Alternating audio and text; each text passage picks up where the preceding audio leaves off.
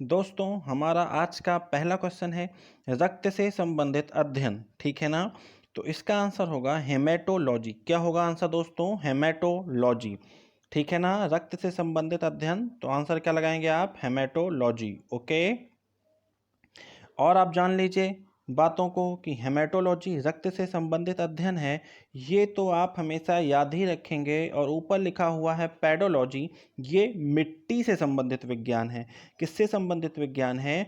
मिट्टी से संबंधित विज्ञान है। बात समझ में आई दोस्तों? नेक्स्ट क्वेश्चन देखिए, गैसों का दाब ज्ञात करने के लिए किस वैज्ञानिक यंत्र का प्रयोग किया जाता है? गैसों का दाब, तो आंसर होगा इसका मैनोमीटर। क्या आंसर होगा दोस्तों? मैनोमीटर। ओके, अगर हम पायरोमीटर की बात करते हैं तो आप बताएंगे कि पायरोमीटर, जी हाँ, सन का तापमान, सूरज का तापमान, बिल्कुल सही जवाब। अगला देखेंगे आप, अगर आप माइक्रोमीटर की बात करते हैं तो बहुत कम डिस्टेंस नापने के लिए, ठीक है ना। बात समझे आप? ठीक है, इतनी बातें आप क्लियर हो गई होंगी आपको। नेक्स्ट क्वेश्चन देखते हैं हम, हाइड्रोजन की खोज किस वैज्ञानिक द्वारा की गई? आंसर होगा कैवेंडिश। क्या आंसर लगाएंगे दोस्तों आप? कैवेंडिश, ठीक है ना, बी ऑप्शन। ओके, हाइड्रोजन के खोजकर्ता का नाम, तो आंसर लगाया आपने बी ऑप्शन, कैवेंडिश। ओके, अगर मैं अल्फ्रेड नोबेल की बात करता हूं तो डायनामाइट के खोजकर्ता अल्फ्रेड नोबल, ठीक है ना। ऑटो हॉर्न और एडिसन किसके खोजकर्ता हैं, ये आप मुझे बताएंगे कमेंट बॉक्स में। Next question, central glass and ceramic research institute बताएंगे दोस्तों कोलकाता में, कहाँ पे? कोलकाता में। ओके, इतनी बातें आपको समझ में आ गई होंगी, ठीक है दोस्तों, कोलकाता में। ये क्वेश्चन 2018 में पूछा जा चुका है रेलवे के ग्रुप डी के परीक्षा में, रेलवे ग्रुप डी परीक्षा में पूछा जा चुका है, ठीक है ना। बात समझ में आ रही है? और यूपी पुलिस में भी पूछा गया क्वेश्चन है ये, तो इसको आप अच्छे से देख लेंगे। Central glass and ceramic research institute, तो कोलकाता ही होगा इसका आंसर। बात समझ में आ रही है आपके? ठीक है ना। नेक्स्ट क्वेश्चन देखेंगे दोस्तों आप, निम्नलिखित में से किस कोशिकांग को एटम बम कहा जाता है? बताइए दोस्तों, लाइसोसोम को, किसको? लाइसोसोम को, लाइसोसोम को क्या कहा जाता है? Atom bomb. Okay, next question, निम्नलिखित में से यांत्रिक ऊर्जा को विद्युत ऊर्जा में रूपांतरित करता है? दोस्तों ध्यान से, मैकेनिकल एनर्जी को इलेक्ट्रिकल एनर्जी पूछ रहा है, मैकेनिकल एनर्जी को इलेक्ट्रिकल एनर्जी में कन्वर्ट करने के लिए बोल रहा है। आंसर होगा आपका डायनमो। ओके, डायनमो, ठीक है ना। माइक्रोफोन की बात करते हैं अगर आप, तो माइक्रोफोन बताएंगे दोस्तों आप, बताइए। सोलर सेल की अगर हम बात करते हैं तो ये भी आपको पता होना चाहिए कि सूर्य की रोशनी को विद्युत ऊर्जा में, अगर हम मोमबत्ती की बात करते हैं तो केमिकल एनर्जी को रोशनी में कन्वर्ट करता है, ये कह सकते हैं प्रकाश ऊर्जा में। अगला क्वेश्चन, ऊतक शब्द का सर्वप्रथम प्रयोग किसने किया था? बताएंगे दोस्तों आप, ऊतक शब्द का सबसे पहले प्रयोग किया था, किसने किया था? बताइए दोस्तों, ऊतक की बात हो रही है, बिचंट ने। किसने किया था? बिचंट ने, ठीक है ना। देखिए, ऊतक शब्द का सर्वप्रथम प्रयोग बिचंट ने किया था। जानते हैं, मनुष्य का शरीर 10 की घात 14 कोशिकाओं का बना है, 10 की पावर 14। कोशिकाओं का अध्ययन हिस्टोलॉजी कहलाता है। क्या कहलाता है? हिस्टोलॉजी, ठीक है ना। इसकी स्थापना मार्सेलो मेलपिधी ने की थी। याद रहेगा आपको दोस्तों, मोस्ट इंपॉर्टेंट क्वेश्चन है। हिस्टोलॉजी शब्द का नाम किसने दिया? तो आपका आंसर होगा मेयर ने दिया। किसने दिया? मेयर ने दिया। ओके, अगला क्वेश्चन देखेंगे आप, प्लाज्मा झिल्ली बनी होती है, बताइए दोस्तों, प्रोटीन से, लिपिड से, कार्बोहाइड्रेट से? तो आपका आंसर होगा प्रोटीन और लिपिड दोनों से। प्लाज्मा झिल्ली प्रोटीन से भी बनी होती है और लिपिड से भी बनी होती है, ठीक है ना। चलिए नेक्स्ट क्वेश्चन, अस्थि की मैट्रिक्स किस प्रोटीन की बनी होती है? अस्थि की मैट्रिक्स किस प्रोटीन की बनी होती है? आंसर क्या लगाएंगे? ओसीन। क्या आंसर होगा दोस्तों? ओसीन। अस्थि की मैट्रिक्स तो ओसीन, ठीक है ना। ओसीन प्रोटीन की बनी होती है, जानते हैं आप। अगर हम उपास्थि की बात करते हैं तो अर्ध ठोस होती है, जिसको आप कार्टिलेज भी कहते हैं, ठीक है ना, और कांडिन नामक प्रोटीन की बनी होती है। बात समझे, इंपॉर्टेंट क्वेश्चन है। उपास्थि कांडिन नामक प्रोटीन की बनी होती है। ठीक, अगला क्वेश्चन देखते हैं दोस्तों। मछलियों में कितने प्रतिशत प्रोटीन पाया जाता है? दोस्तों प्रोटीन की बात पूछी है यहाँ पे, ये अच्छा क्वेश्चन है, रेलवे में पूछा जा चुका है। आपका आंसर होगा 16%। कितना होगा? 16%। ओके, तो देखेंगे आप 16% प्रोटीन पाया जाता है। ठीक है, अगर हम हृदय की बात करते हैं तो 2 कक्षों में विभाजित तो होता है, जबकि मनुष्य का 4 कोषीय हृदय होता है, मतलब 4 कमरे होते हैं, मतलब 4 कक्षाओं में विभाजित। ठीक है ना। अगर प्रोटीन शरीर की संरचना मरम्मत के लिए अति आवश्यक है, ठीक है ना, सबसे बड़ी मछली मैंने आपको पहले भी बता चुका हूँ, व्हेल शार्क होती है। ठीक है दोस्तों, अगला क्वेश्चन देखेंगे आप। जीवों में कितने प्रकार के विटामिन पाए जाते हैं?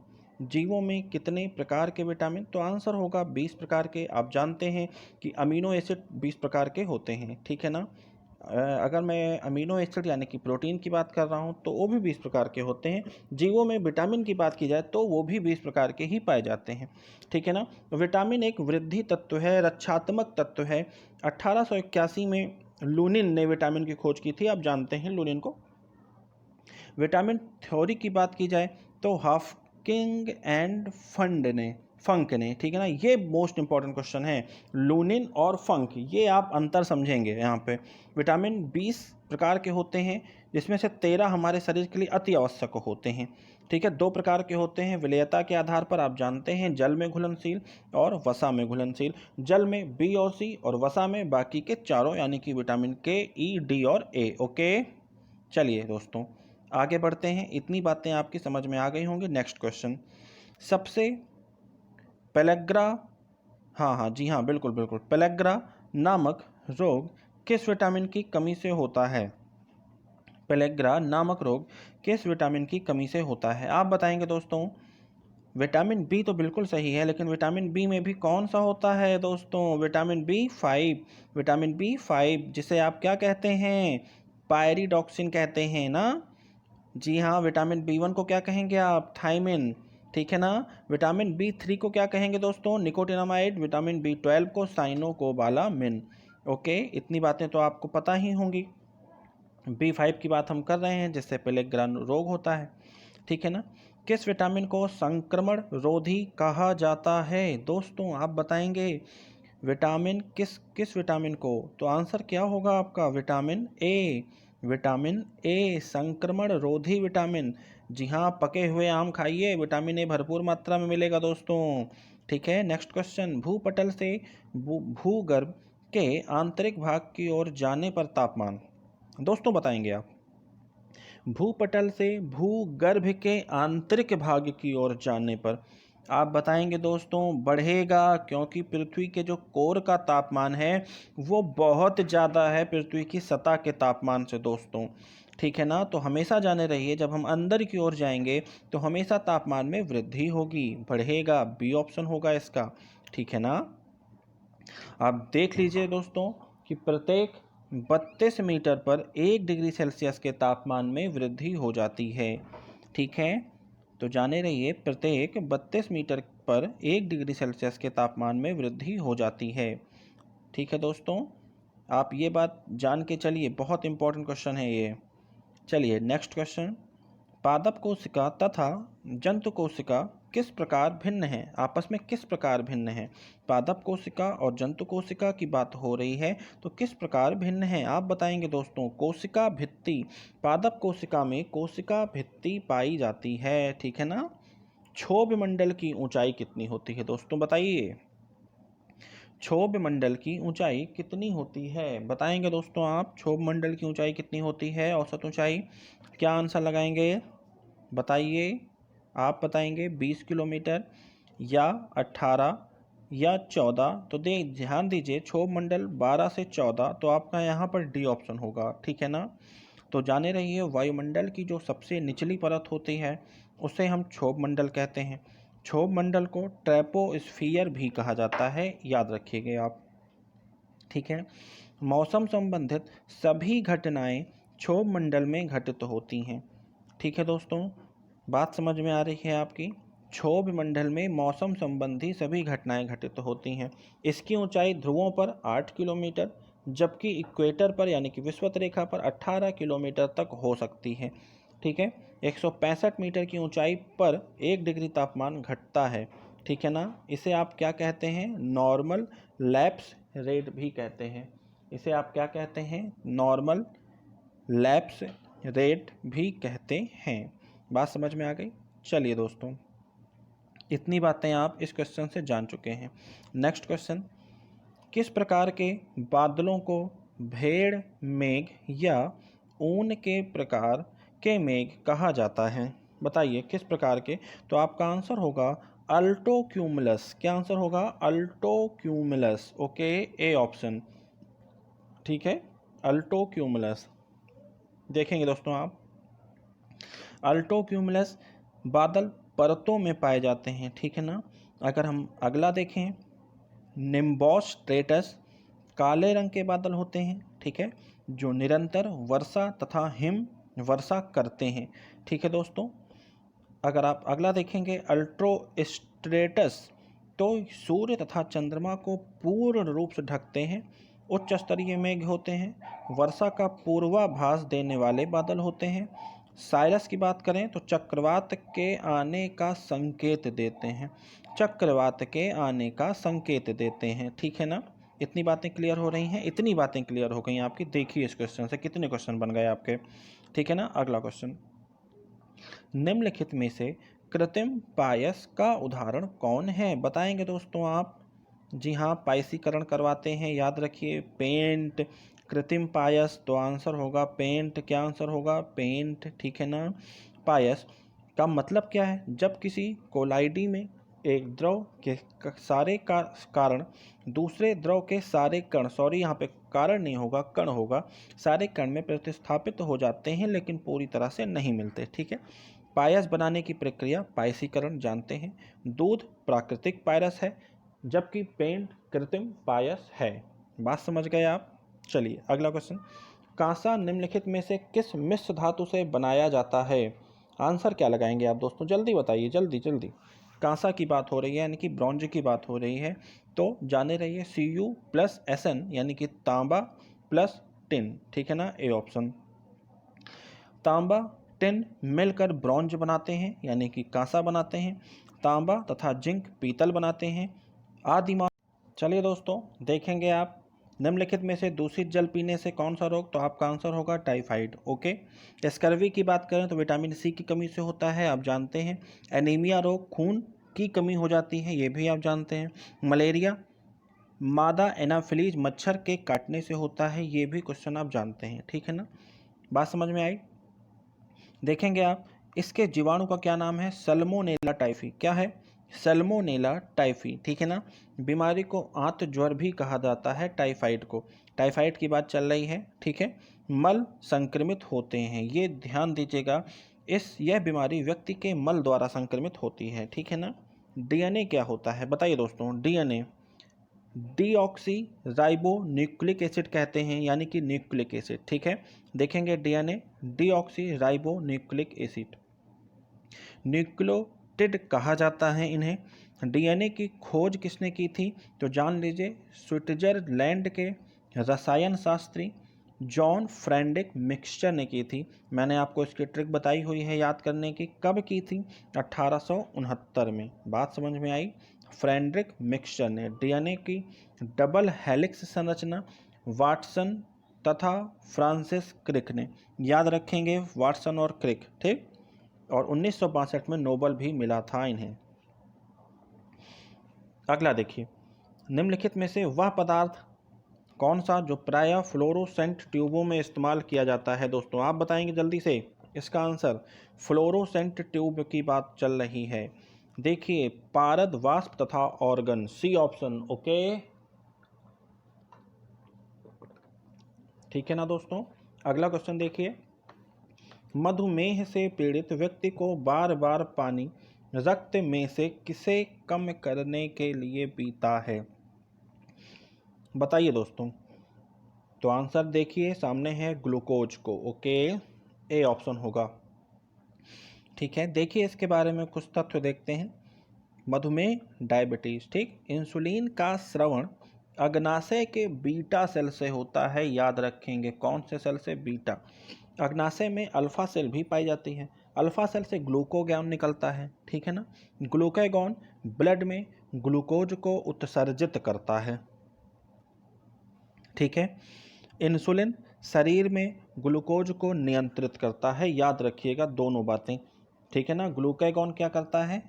ग्लूकोज को उत्सर्जित करता है। इंसुलिन ग्लूकोज को नियंत्रित करता है। ओके, अगला क्वेश्चन देखिए। सजीव के शरीर में जटिल अणुओं टूटकर सरल अणुओं का निर्माण क्या कहलाता है? कैटाबोलिज्म। ए ऑप्शन होगा। क्या होगा दोस्तों? कैटाबोलिज्म। ओके, जटिल से सरल में रूपांतरण कैटाबोलिज्म। ओके, ए ऑप्शन ध्यान रखिएगा दोस्तों, ए ऑप्शन होगा, ठीक है ना। मेटाबॉलिज्म जस्ट इसका उल्टा आप कह सकते हैं, ठीक है ना। कैटाबॉलिज्म और मेटाबॉलिज्म आप दोनों ही ध्यान रखेंगे। जटिल अणुओं से सरल में कैटाबॉलिज्म। ओके, ठीक है ना। इतनी बातें आपकी ध्यान में हो गई होंगी। अगला क्वेश्चन, जंतुओं में निम्नलिखित में से किसका अभाव पाया जाता है? क्या कहेंगे आप? क्लोरोप्लास्ट का। किसका? क्लोरोप्लास्ट का। बी ऑप्शन होगा दोस्तों, ठीक है। जंतुओं में क्लोरोप्लास्ट अनुपस्थित रहते हैं। क्लोरोप्लास्ट में क्या पाया जाता है? क्लोरोफिल, मतलब ये पौधों में पाया जाता है, ध्यान रखेंगे, जिसके कारण पौधों का रंग हरा होता है। जिसके कारण क्या होता है? पौधों का रंग हरा होता है, ठीक है। मतलब क्लोरोफिल, क्लोरोप्लास्ट, ये सभी चीज़ें आप किस में देख रहे हैं? पौधों में देख रहे हैं, ना कि जंतुओं में, ठीक है दोस्तों। अगला क्वेश्चन देखेंगे आप। दूध को कुछ देर खुले में रखने पर उसका स्वाद खट्टा हो जाता है, क्यों? क्यों क्यों बताइए दोस्तों। सिट्रिक अम्ल बनता है, कार्बनिक एसिड बनता है, एसिटिक एसिड बनता है, या फिर लैक्टिक एसिड? तो आपका आंसर होगा लैक्टिक एसिड। ओके, अगला देखिए। किस कारण पादप पूरे जीवन काल वृद्धि करते हैं? बताएंगे दोस्तों आपका। तो आंसर जाने रहिए इसका। हेरिस्टन-मेसन जोन कहा जाता है इसे। क्या कहते हैं? हेरिस्टिमेसन जोन कहा जाता है, ठीक है। तो आप जाने रहिए, जड़ों व तनों के शीर्ष पर पाए जाने वाला क्या कहलाता है? हेरिस्टोमेसन जोन, ठीक है ना। जिसके कारण पादप पूरे जीवन काल में वृद्धित करते रहते हैं, ठीक है। जिसे आप कहते क्या हैं? सेल सैप, कोशिका द्रव्य। पौधों के कोशिकाओं में बड़ी रासधानियाँ पाई जाती हैं, ठीक है दोस्तों। अगला क्वेश्चन देखेंगे। आर.एच. व्हिटेकर ने संपूर्ण जीवों को कितने जगत में विभाजित किया है? बताइए दोस्तों। आर.एच. व्हिटेकर, तो आंसर होगा 5, ए ऑप्शन, ठीक है ना। संपूर्ण जीवों को कितने जगत में? तो 5 जगत हैं, आप सभी लोग जानते हैं। खोजकर्ता इसके कौन थे? तो ये भी जाने रहिए कि जगत को विभाजित किसने किया था? तो आर.एच. व्हिटेकर ने। ओके, अगला क्वेश्चन देखिए। रासायनिक रूप से मिल्क ऑफ मैग्नीशिया क्या है? बताइए। मिल्क ऑफ मैग्नीशिया, क्वेश्चन आ गया मोस्ट इंपॉर्टेंट। Magnesium hydroxide. क्या है दोस्तों? मैग्नीशियम हाइड्रोक्साइड, याद रखिएगा। अगला देखिए। निम्नलिखित में से कौन सा पादप जंतु तथा कवक जगत के बीच की कड़ी है? ये भी क्वेश्चन मोस्ट इंपॉर्टेंट है, आपने पढ़ रखा है, आप ही बताएंगे इसका आंसर। युगलीना। कौन है? युगलीना। जीवाणु वालों, गलती मत करना, युगलीना, ठीक है ना। पादप जंतु तथा कवक जगत के बीच की कड़ी की बात कर रहा है, तो आंसर क्या लगाएंगे आप? A option, euglena. ओके, अगला क्वेश्चन देखिए। निम्नलिखित में से अदिश राशि है, बताइए दोस्तों। विस्थापन, दाब, घनत्व, वेग। तो आपका आंसर क्या होगा? दाब, प्रेशर, ठीक है। फिजिक्स में देख लीजिए, जिन परिघटनाओं, वस्तुओं या पदार्थों का अध्ययन किया जाता है उनके भौतिक गुणों को भौतिक राशियों में व्यक्त किया जाता है, ध्यान रखिएगा। भौतिक राशियां 2 प्रकार की होती हैं, सदिश या अदिश, ठीक है।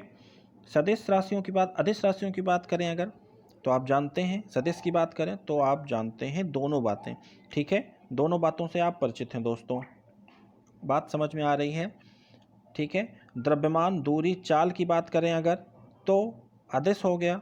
सदिश की बात करें तो विस्थापन, वेग, बल, ये सब चीज़ें क्या हो गई आपकी? बताइए, सदिश राशियां हो गई, ठीक है ना दोस्तों। अगला क्वेश्चन देखिए।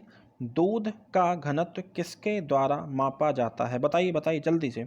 लैक्टोमीटर के द्वारा। किसके द्वारा?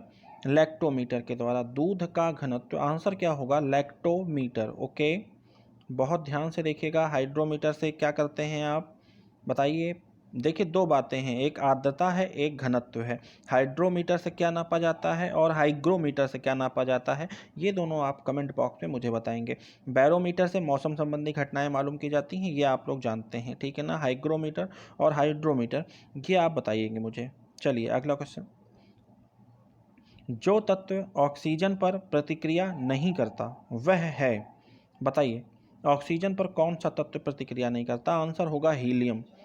कौन सा तत्व है, हीलियम, ठीक है ना, हीलियम, डी ऑप्शन होगा आपका। अगला, क्यूसेक में क्या मापा जाता है, बताइए क्यूसेक में क्या मापा जाता है, बताइए। जल का बहाव, जल के बहाव को हम किस में नापते हैं, क्यूसेक में, कि इतने क्यूसेक पानी बह रहा है, इस तरह से कहा जाता है, ठीक है। तो आंसर याद रहेगा ना आपको, जल का बहाव, ठीक है ना।